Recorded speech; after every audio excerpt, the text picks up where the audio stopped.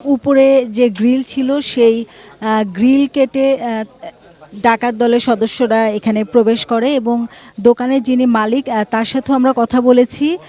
তিনি যেটি বলেছেন যে এখানে এই তার শোরুমে 400 ভরির মতো স্বর্ণালঙ্কার ছিল, পাশাপাশি যে বন্ধকি স্বর্ণ সেরকম আরও 100 ভরির স্বর্ণ ছিল, অর্থাৎ 500 ভরির স্বর্ণ ছিল, এমন একটি কথা জানিয়েছেন এই সম্পা জুয়েলার্সের যিনি মালিক তিনি।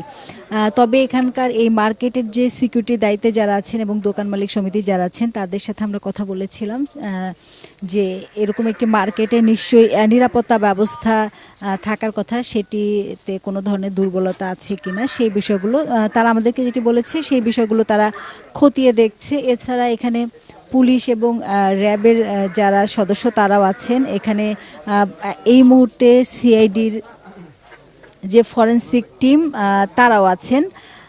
সব কিছু মিলিয়ে যে এই দোকানটিতে 500 ভরির মতো স্বর্ণ ছিল এবং নগদ 40,000 টাকা ছিল, সব কিছুই নিয়ে গেছে। এবং সিসি ক্যামেরা যে ফুটেজ সেগুলো আমরা দেখেছি, সেই সিসি ক্যামেরার ফুটেজের মধ্যেও আমরা দেখেছি যে গ্রিল কেটে আসলে এই মার্কেটিতে ঢোকা হয়, কিন্তু এখানে যেহেতু যথেষ্ট নিরাপত্তা কর্মীর সংখ্যা রয়েছে এবং সেই ক্ষেত্রে আসলে নিরাপত্তা কর্মীদের কেউ জড়িত কিনা এই বিষয়গুলো পুলিশ খতিয়ে দেখছে। এখানে পুলিশের এই জোনের যিনি এডিসি তিনি এসি আছেন, তিনি হয়তো কিছুক্ষণ পরে আমাদের সাথে কথা বলবেন এবং তারা এখানকার সিকিউরিটি গার্ড যারা আছে তাদের সাথে কথা বলছেন, দোকান মালিকের সাথে কথা বলেছেন।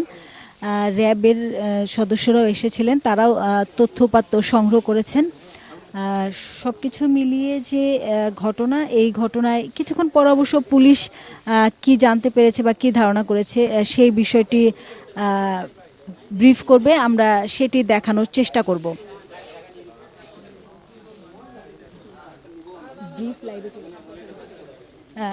এখনই কথা বলবে, আমরা একটু সরাসরি পুলিশ কি বলছে সেই বিষয়টি জানানোর চেষ্টা করব।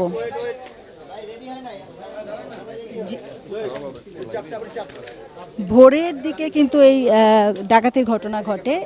পুলিশ এখন কথা বলবেন এবং তারা কিন্তু এখানে দোকান মালিক থেকে শুরু করে সিকিউরিটি যারা আছে তাদের সাথে কথা বলেছেন। কোন পর্যন্ত এসে আর ঘটনাটা কোথায় কি একটু ডিটেইলটা বলবেন?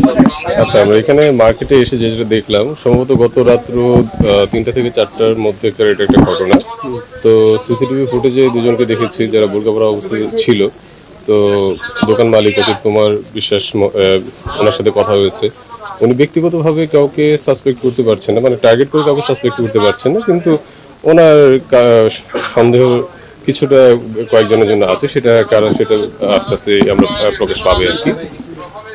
আর দোকানের মালিক যেটা বলছেন যে এখানকার যে সিকিউরিটি তাদের প্রতি ওনার শতভাগ সন্দেহ, এটা আমরা খতিয়ে দেখব।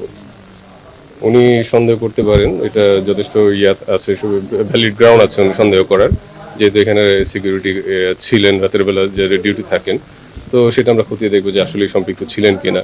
আর যে আমরা ফুটেজ পেয়েছি সেই ফুটেজের সাথে যে ব্যক্তি দুজনকে আমরা দেখেছি তার সাথে আমরা আমাদের টেকনোলজির মাধ্যমে যাদেরকে পাবো তাদের সাথে একটা ক্রস ম্যাচিং হবে, আমরা দেখবো।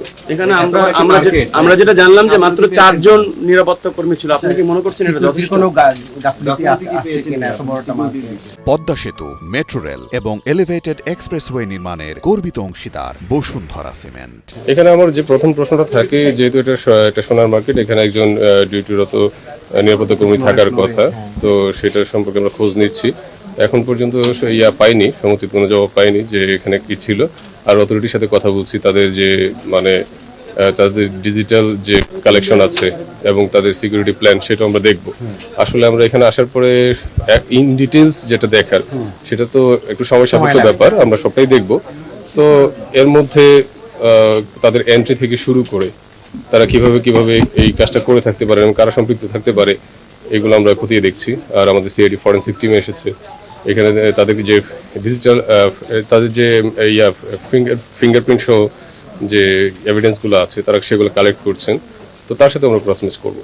অসংখ্য ধন্যবাদ। আমি মোহাম্মদ মাজারুল ইসলাম।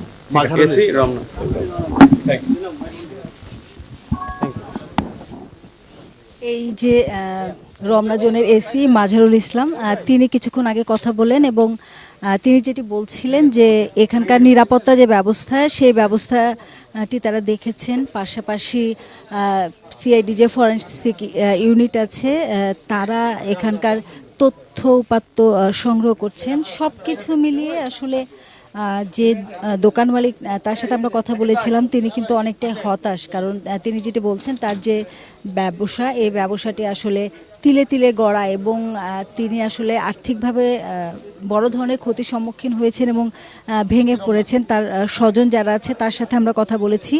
সব কিছু মিলে এরকম একটি ঘটনায় আসলে দোকান মালিক যিনি তিনি আসলে হতবিহ্বল হয়ে পড়েছেন এবং তিনি যেটি বলছেন যে এখানে সিকিউরিটির দায়িত্বে যারা আছেন তারা দায়িত্ব অবহেলা করেছেন, এরকম একটি অভিযোগ তিনি করছেন। পরবর্তীতে হয়তো আইন শৃঙ্খলা বাহিনীর সদস্য যারা আছেন তাদেরকেও তিনি একই অভিযোগ করেছেন এবং এই দোকানটি নাম হলো শম্পা জুয়েলার্স। এটি ফরচুন যে শপিং মল, এই শপিং মলের 34 নম্বর দোকান লেভেল 2-তে অবস্থিত এবং এই দোকানে এই মুহূর্তে ঠিক ফরেনসিক ইউনিটের যে টিম সিআইডির তারা আছেন এবং তারা তাদের যে ফরেনসিকের যে ধরনের নমুনা সংগ্রহ করতে হয় সেই নমুনা সংগ্রহের কাজগুলোই তারা করছেন এই মুহূর্তে। এবং আজকে অর্থাৎ ভোর রাত 3টার দিকে এই মার্কেটে গ্রিল কেটে আমরা সিসি ক্যামেরা ফুটেজে যেটি দেখেছি যে ডাকাত দল গ্রিল কেটে ঢোকে এবং এই দোকানের সামনের একটি সিসি ক্যামেরা ফুটেজও আমরা দেখেছি। সেখানে বোরকা পরিহিত দুজনকে আমরা দেখেছি যে তালা ভেঙে তারা ভেতরে যে স্বর্ণালংকার এগুলো নিয়ে যাচ্ছেন এবং এই দোকানে অর্থাৎ এই দোকান শুধু নয়, যে শপিং মলটি এই শপিং মলে কিন্তু নিরাপত্তা প্রহরীর সংখ্যা যথেষ্ট। সেই ক্ষেত্রে আসলে এতজন নিরাপত্তা প্রহরী থাকার পরও আসলে কিভাবে এ ধরনের একটি ঘটনা ঘটলো এই বিষয়ে দোকানের যিনি মালিক তিনি আসলে আমাদের গণমাধ্যম কর্মীদের বরাতে পুলিশের সহযোগিতা চেয়েছেন যে তার যে স্বর্ণালংকারগুলো চুরি হয়েছে সেগুলো যেন ফিরে পান, এই জন্য যেন সব ধরনের মার্কেটের পাশাপাশি আইন শৃঙ্খলা বাহিনী যারা আছেন তারা যেন সব ধরনের সহযোগিতা করেন, এরকম একটি দাবি তারা জানিয়েছেন। এবং রাজধানীতে মৌচাকের মতো একটি মার্কেটে এরকম একটি ডাকাতির ঘটনা আসলে শুধু এই দোকানটি নয়, অন্য দোকানের যে মালিক যারা আছেন বা দোকান মালিক সমিতি যারা আছেন তারাও আসলে বাকরুদ্ধ, কারণ তারা আসলে তিলে তিলে যে ব্যবসা প্রতিষ্ঠানগুলো গড়ে তোলেন সেগুলোতে এরকম ভয়াবহ ক্ষতির সম্মুখীন তাদেরকে আর্থিকভাবে শুধু না তাদের পারিবারিকভাবেও তারা বিপর্যস্ত হয়ে পড়েন। সব কিছু মিলিয়ে আসলে দোকান মালিক সমিতি যারা আছেন এবং দোকানের মালিক যিনি আছেন তিনি আইন শৃঙ্খলা বাহিনীর যারা আছেন তাদের কাছে সহযোগিতা চেয়েছেন যে তার যে স্বর্ণ ডাকাতির ঘটনা ঘটেছে এটি তিনি যেটি বলেছেন যে 400 ভরি এবং 100 ভরি বন্ধকি গহনা ছিল, সেক্ষেত্রে মিলে 500 ভরি এবং 40,000 টাকা এই গহনাগুলো যেন তিনি ফিরে পান এই আবেদনটি তিনি করেছেন। তো আসলে মৌচাক মার্কেট থেকে এই ছিল আমার কাছে সবশেষ তথ্য।